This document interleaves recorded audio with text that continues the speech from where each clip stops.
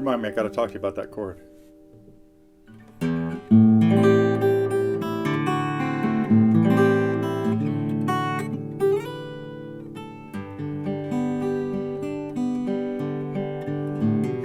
You know, it is always cool when somebody introduces an old song to a new generation. Like, here was a really old song that got introduced to my generation.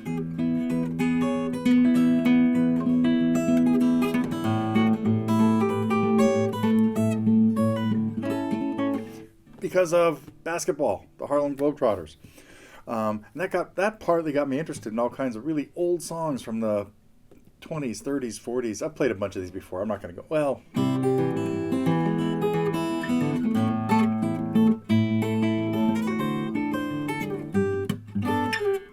Stuff like that.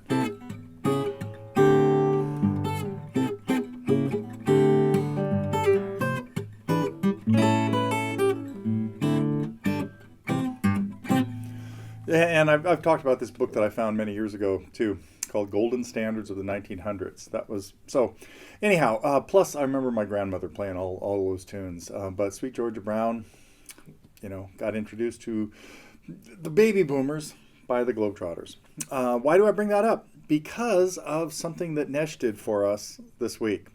He had put together a lesson. When I first saw the little message that, hey, I'm doing a lesson on something stupid, I thought, not the Frank and Nancy Sinatra tune. Yes, I didn't realize it had been redone by some folks of this generation, Nicole Kidwell, Robbie Williams, and Nicole Kidman. And this brought in it was really cool to see two of our favorite people playing and singing together again, with Corina being able to get together and sing something stupid, and also added to Forever Autumn. So if you haven't seen the update, so this is the latest thing. Did I tell you it's June 23rd? I'm running really late here because we just got back in town like a little while ago after I'll tell you more about the vacation later, maybe. But what a great tune. Let me see if I can piece together a little instrumental version. That's sort of what I was messing with at the beginning, in case you haven't figured it out yet.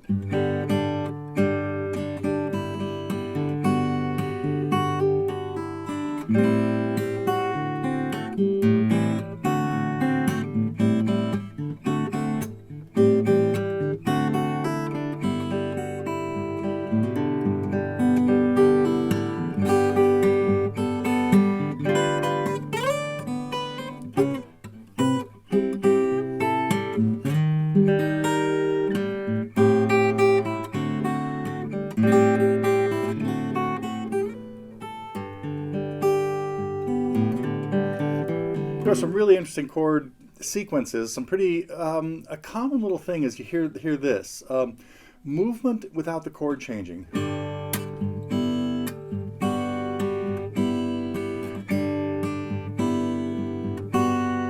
You hear it in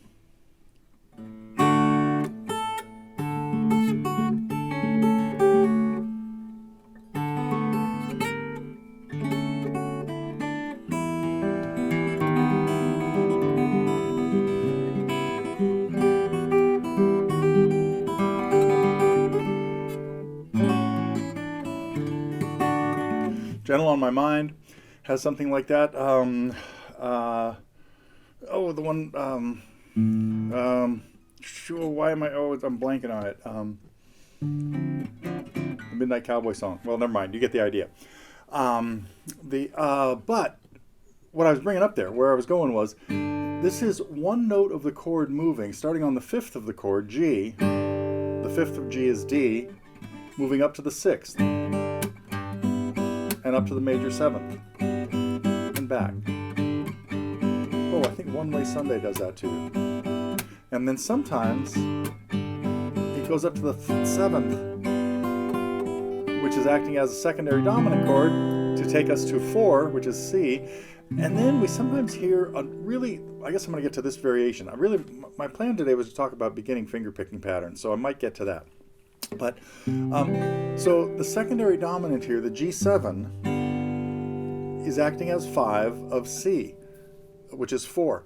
This is true all the time, whatever key you're in. If you're writing a country tune in E, using E, A, and B7, and you want to pull yourself to the A chord a little bit stronger, you use an E7. Then you might go to 4 and maybe to a minor 4, turning the A into a minor chord. That sort of happens in something stupid, because the C chord goes up to it doesn't go to C minor. It could. The melody would work the same. It goes to a relative of C minor. Matter of fact, the relative major chord to C minor is E flat. And this is something I forget to tell students all the time.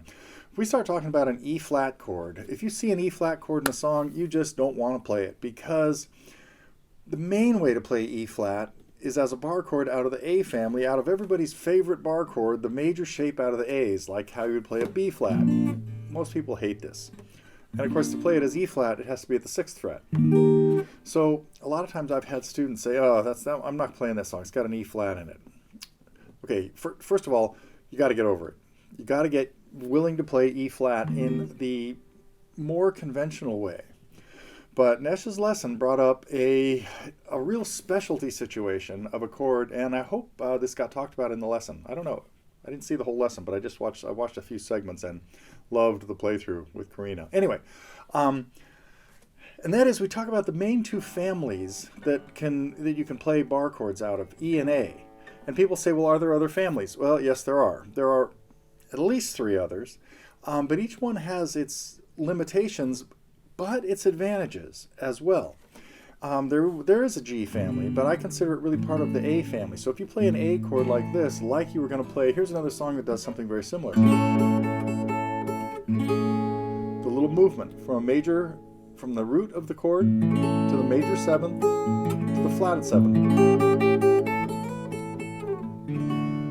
Of course, the progression to something. Anyway, a lot of people would consider this A shape of a chord with the high A on top really from the G family. Don't try this at home. But there is also a C family and a D family that I consider really one and the same. But the C family is really useful in certain situations, especially if you use it as a 7th chord. You have the 4 middle strings that you could play anywhere. If I needed a C sharp 7, I could play it a half step higher as long as I don't hear the outside strings. But you could kill those outside strings.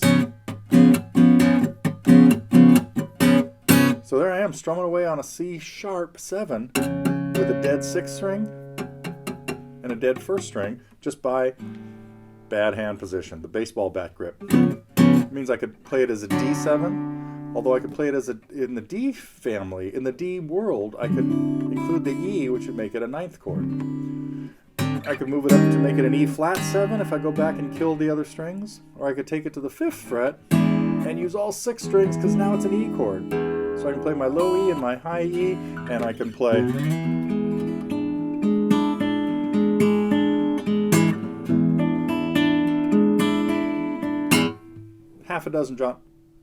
couple dozen John Fogerty songs. Now, something else though about the C. Now, it's kind of moving it here to the 5th fret. Let me use the 2 open E's because E is a note in the chord. No problem. Which means if I play it as C, it's good, because E is okay there. If I play it as E, it is good. It could also be in any kind of A chord that include, because an A chord would be the 3rd major chord that would include E. Anyway, where I'm going with this, though, is if I play a C chord and add a high G to it, taking the 1st string out of the equation, just leaving the G string open, I could now play this any place that includes a G. Well, that would mean one of the chords I could play with this is G. I just moved it up to the, I guess I think of this as the 10th fret when I think of it up here because that's where the root is. So I moved the note on the 5th string in my C shape up to the 10th fret. There's a G chord that has the high E string played at the 10th fret as well. Well, E flat, the 3rd of an E flat chord is G, which means if I play this at the 4th, 5th, and 6th frets, might be the best way to describe it, I can hit all these notes. This turns out to be a really a relatively easy way to play an E flat chord. And that was what Nesh had happening in this lesson of Something Stupid. Okay, I'm going to divert into one other case where you've heard all three of these chords together, maybe, if you have the Yes album.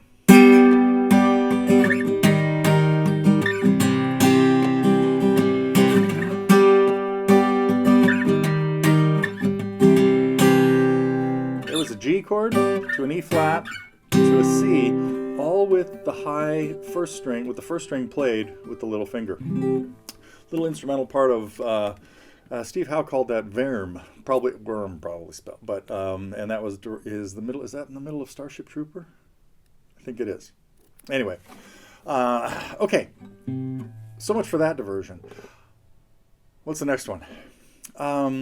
Let's see. I spent the last couple days in San Francisco. This was really fun. Nani and I, was our anniversary yesterday. I don't know, 112th or something like that. A lot of them, but. And we decided to spend a couple of days being tourists in our own backyard, getting to see a few things that we normally would never do unless people are in town visiting. And we stayed at the Presidio. There's a couple of really neat hotels in what buildings that used to be barracks, but they're nothing like barracks. They're like plush hotels now. We stayed at one called the Lodge at the Presidio and visited the Disney Museum. There's a Disney Family Museum there next door, and then we had some friends that Anyway, we visited friends on a boat at the Hyde Street Pier. My daughter Elizabeth and her friend Connor, and went to a really cool old-timey museum, the Musée Mécanique. I think my French is non-existent, but it's at Fisherman's Wharf, and it is pinball games and all kinds of coin-operated games, and some of them are huge, like as big as a pool table. Not necessarily ones you play, but they just drop in a quarter or 50 cents, and they do really cool things. One of my students, longtime student, 30 years or so, been working with Ken. Some of his family is involved. His uncle started the whole mess of all these really cool machines. So that's worth checking out at Fisherman's Wharf in San Francisco. What else did we do? We had dinner in Sausalito last night, and we drove back there today. We wanted to try to go see the Bay model. There is a huge, so I've heard, I've only seen pictures of it, living, breathing model of the whole San Francisco Bay Area and the Delta and everything. And after driving around, we went to too many places where parking was, we should have been Ubering every place we went. But anyway, we had bad luck at the Bay model because it was, there was no place to park. When we finally got a place, it turned out there was a special ceremony going on. It was closed. So we went to another fort there called Fort Baker. Beautiful views of San Francisco from the other side from the Sausalito or Marin County side of the Golden Gate Bridge. And this was really cool. It was cold and windy up there, but it was pretty cool. We were at Fort Baker. That was this morning, just before we headed home. Let's see. There were a bunch of other things that turned out to be really fun. But got some nice bike rides in. Rode out to Fort Point and the Wave Organ and around the Presidio.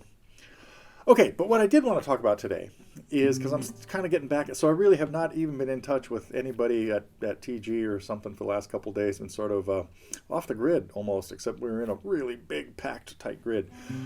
Fingerpicking exercises. I've got a lesson coming up very soon on the first fingerpicking song. I'm shocked that I don't actually have this lesson up, just like I discovered a couple weeks ago with Killing Me Softly, that I had never gotten to a lesson on this tune. I'm not even going to tell you what tune it is. You'll know when I get to it in a week or two. But when I've got a beginning fingerpicking student, the first thing I want them to do is work on arpeggios.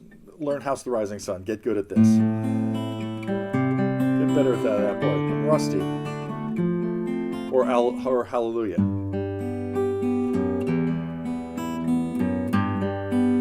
But then we get into alternate fingerpicking, where we need to keep a steady bass going. One of the songs I do have up here that is good for that is Shades of Funk. And it's just a bunch of little melodies played, short little melodies, 1 and 2 measure phrases, played with a steady alternating bass.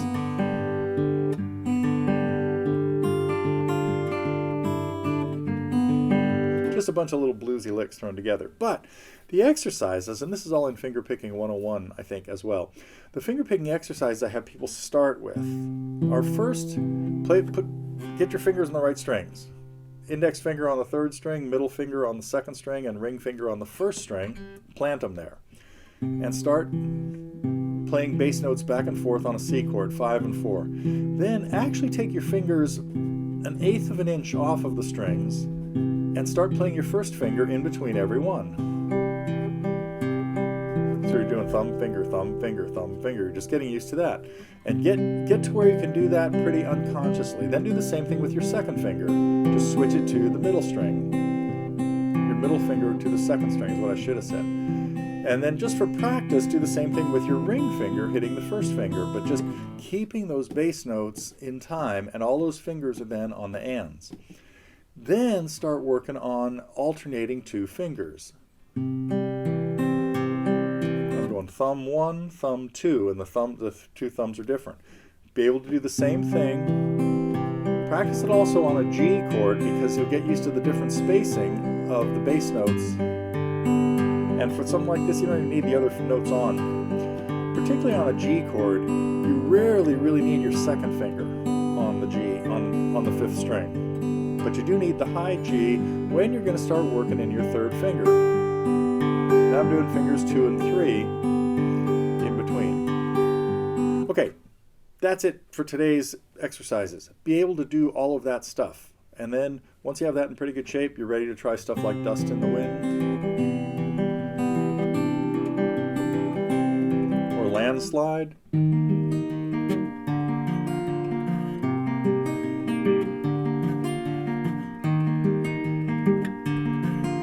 of course, you don't have to do it without a capo. But good little sequence of just 3 chords back and forth with a very simple pattern going. So, okay, I think that was all I wanted to talk about. Let's see, we talked about Something Stupid, talked about San Francisco, talked about fingerpicking patterns, and yep, that was it on my short agenda today, because I really just have not been thinking about music for the last couple days, but I'm back to it over the weekend. Oh, there is one more thing. Check your email. Well, a lot of you might be looking at this because you got the Saturday emails that go out. We are running a serious special on all of the Decade packs. They've all been upped to have 15 songs in them, and the price has not changed. So anyway, our fans of packs, and if you already have those packs, you get the 5 extra songs just added to your, you got them. That's it. Enough of the plugs for future stuff. Oh, I always play that same chord. Let's end with this. A fancy finger picking song. Leo Kottke.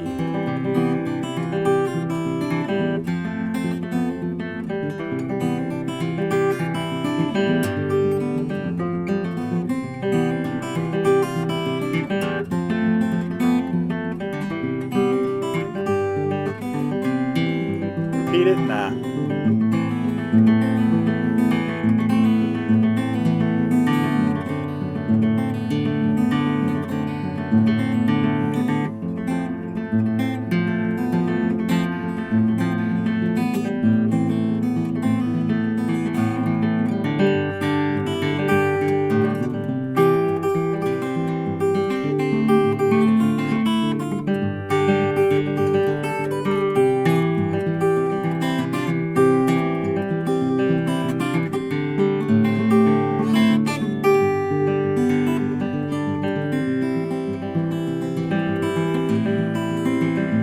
That little part right here, nothing but alternating fingers. Just what I was teaching the exercise I was just showing you a minute ago, until, don't try this at home.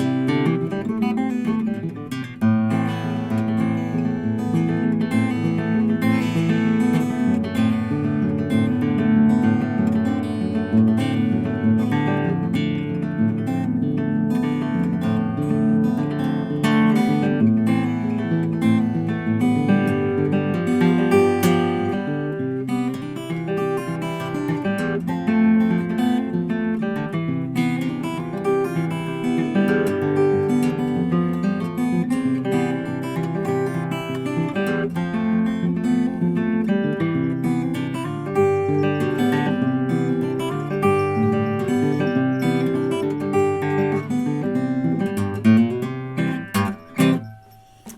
Okay, that is it, because I think the cat is just about to jump up the wall. You going, Ponzu? Yeah. See you next week.